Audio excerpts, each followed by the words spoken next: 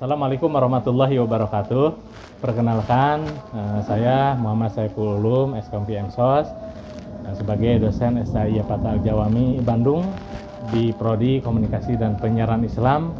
Pada hari ini akan melaksanakan perkuliahan, yaitu pada mata kuliah retorika dakwah, dan juga ini adalah salah satu bukti untuk pelaksanaan PKDP pada tahun 2024 di wilayah Kementerian Agama.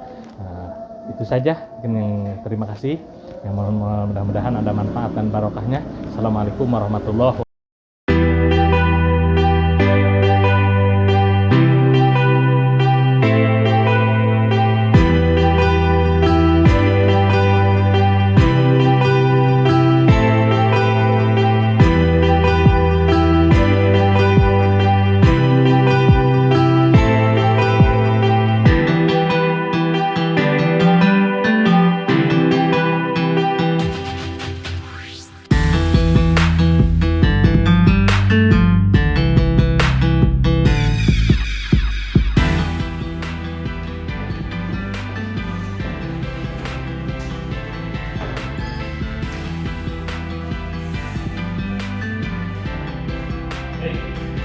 Assalamualaikum warahmatullahi wabarakatuh. Waalaikumsalam warahmatullahi wabarakatuh. Wassalatu wassalamu ala asyrofil anbiya'i wal mursalin wa ala alihi wa sahbihi ajma'in. Pada kesempatan siang yang berbahagia ini, alhamdulillah kita bisa bertemu pada mata kuliah retorika dakwah. Mudah-mudahan ini menjadi wasilah untuk menambah wawasan kita semua dalam berretorika maupun dalam public speaking. Semangat pasukan itu kalau lebih berkah, mari kita sama-sama membuka perkuliahan ini. Nanti insya Allah akan diikuti oleh Pasman, ada Pasman. Oke, silakan kepada Pasman untuk memimpin doa sebelum perkuliahan. Baiklah, untuk mengawali perkuliahan pada siang hari ini, kita awali dengan pembacaan doa dengan pembacaan surah Al-Fatihah bersama-sama.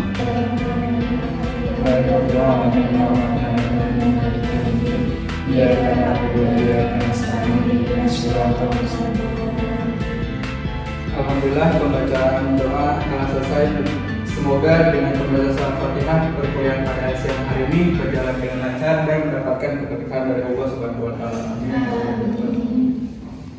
Baik, sebelum masuk ke materi, biar lebih mengenal teman-teman semua, kita bisa terlebih dahulu. Pertama ada Jenal ini, Ada Eli, ada. Kemudian Siti Salam, kemudian Ima, kemudian siapa itu? Di sini nggak ada ya?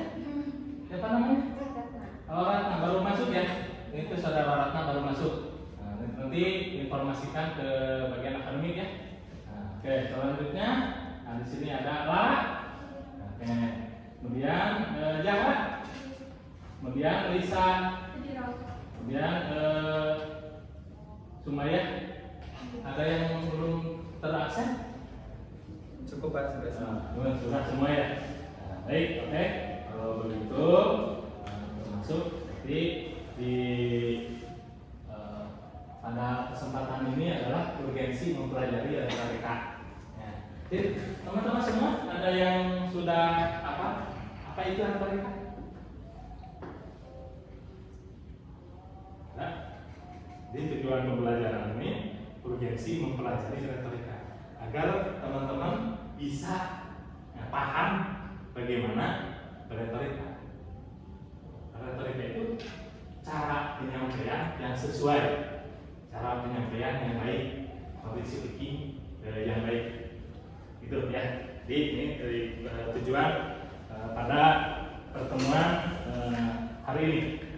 Oke, baik. Baik. Ada yang mau ditanyakan sebelum ke materi? Bisa ya Pak? Ya, silakan. Apa tujuan dari retorika? Baik.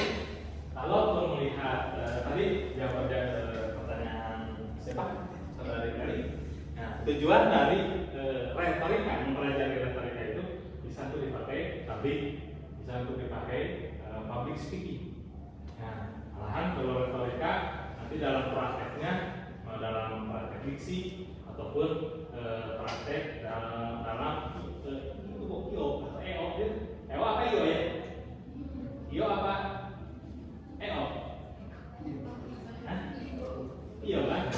Io. Jadi mengatur semua, namun penyampaian dalam penyampaiannya itu harus sesuai ya, dan penyampaiannya harus yang baik. Kalau bahasa di dalam ilmu dakwah itu dasar-dasar dakwah dulu di semester sebelumnya adalah harus kaulan kalimah, kaulan lainah, jadi harus lemah lembut. Karena retorika ini bagaimana dalam menyampaikan cara komunikasinya harus yang baik. Gitu. Ada lagi yang ditanya? Saya Pak, Oke, baik. kalau untuk dalam retorika mungkin udah nggak asing, pasti banyak digunakan di tablik akbar atau di ceramah. Nah, jika dimasukkan ke dalam seperti narasumber lagi wawancara atau jadi reporter, apakah bisa digunakan? Oh, bisa. Jadi tidak hanya tablik, tidak hanya apa, nah, tulis sebagai reporter, narasumber, misi seminar, itu masih harus pakai retorika. Namun nanti di pertemuan yang akan datang, kita akan masuk ke mana nih reporter masuknya di retorika apa. Kemudian apa namanya di yang narasumber retorikanya pakai apa. Sebagai misalkan kalian ada yang jadi wisata pakai apa. Nah, itu retorikanya pakai pendekatan apa gitu ya. Itu mungkin baik kalau masuk kepada materi. Jadi nanti bagaimana teman-teman ini yang di sini terpenting bahwa bagaimana dapat menyampaikan pesan berdasarkan kaidah retorika. Ya, berdasarkan kaidah retorika. Jadi nanti kaidah-kaidah retorika itu sesuai dengan mazhabnya. Jadi di pertemuan-pertemuan yang akan datang ada mazhabnya retorika. Sehingga dalam menyampaikannya itu betul-betul memiliki integritas. Baik. Tadi dari ketika kita memiliki integritas, maka persoalan ini sangat penting. Jadi termasuk pertama, yang perlu ini adalah bagaimana kepribadian dai. Kepribadian dai ini retorika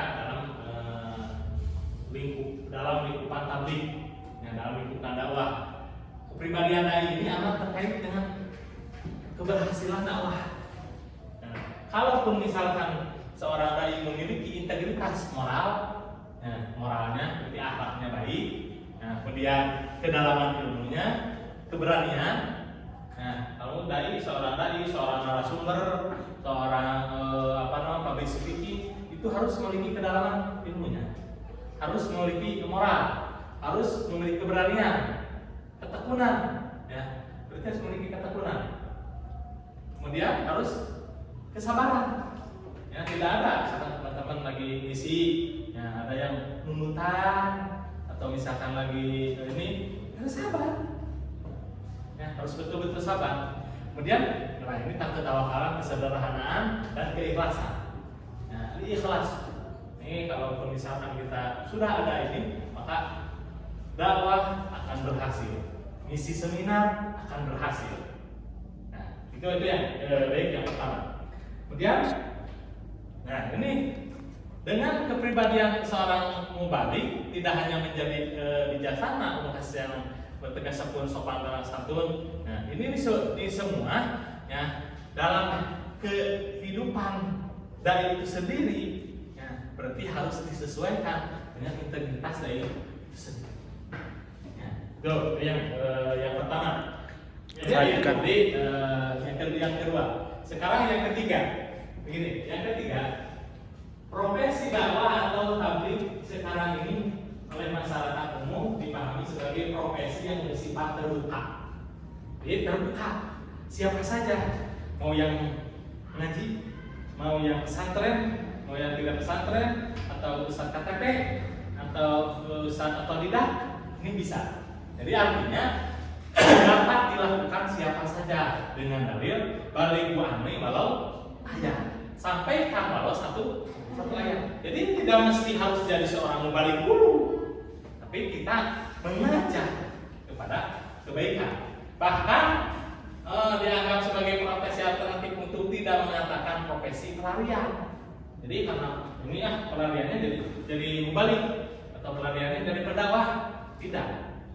Nah, sehingga sekarang ini para mubalik tidak hanya dari kalangan pesantren, dari kalangan politis, dari kalangan artis, banyak kan? Politis jadi ustaz, artis jadi ustaz, seniman jadi ceramah, ya banyak. Kemudian mantan pejabat, karena sudah tidak jadi pejabat, kembali jadi ustaz, jadi mubalik, itulah ustaz, jadi mubalik, budayawan, pelawak dan lain sebagainya. Nah itu ya, ini yang ketiga. Kita lanjutkan berapa slide lagi ya? Oh terakhir, slide terakhir. Bagaimana pentingnya? Pentingnya retorika dalam tabligh. Pertama, bagaimanapun mahirnya seorang dalam bertabligh, secara jujur harus ini jadi harus diakui pasti ada kekurangan dan kelemahannya. Ya benar kan? Ini biasa tipe. Teknik dalam membahas materi ini lebih banyak menggunakan dua pendekatan. Satu, pendekatan bertukar pikiran. Dua, berbagi pengalaman. Tukar pikiran. Nah, itu di pertemuan hari ini beberapa poin. Silakan. Ada yang mau ditanyakan atau ada yang bisa menyimpulkan? Bapak, saya ingin menyimpulkan Ya, mengenai. coba silakan. Bisa berdiri biar terlihat oleh teman-teman yang lain.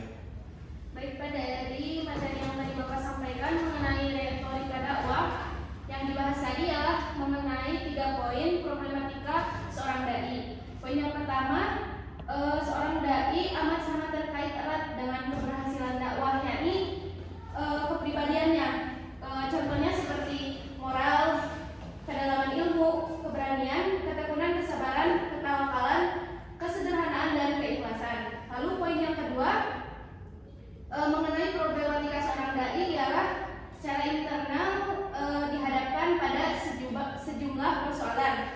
Yang pertama ada problem kognisi, yang kedua problem skill, yang ketiga problem kepribadian, yang keempat problem psikologis, yang kelima problem keluarga, dan yang terakhir problem ekonomi. Dan problematika yang ketiga ialah profesi seorang dakwah di saat ini tidak hanya sebagai terkait dengan seperti santri, melainkan bersifat terbuka.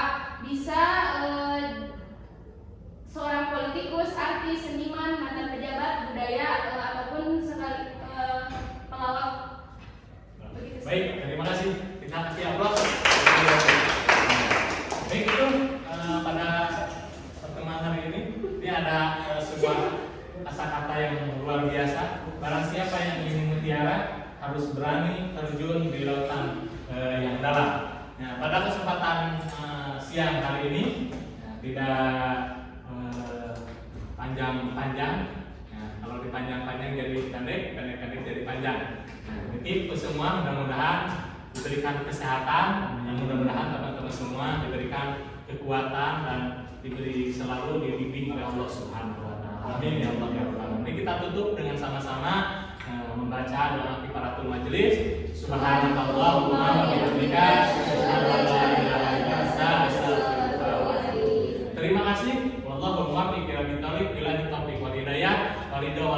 Assalamualaikum warahmatullahi wabarakatuh. Waalaikumsalam warahmatullahi wabarakatuh.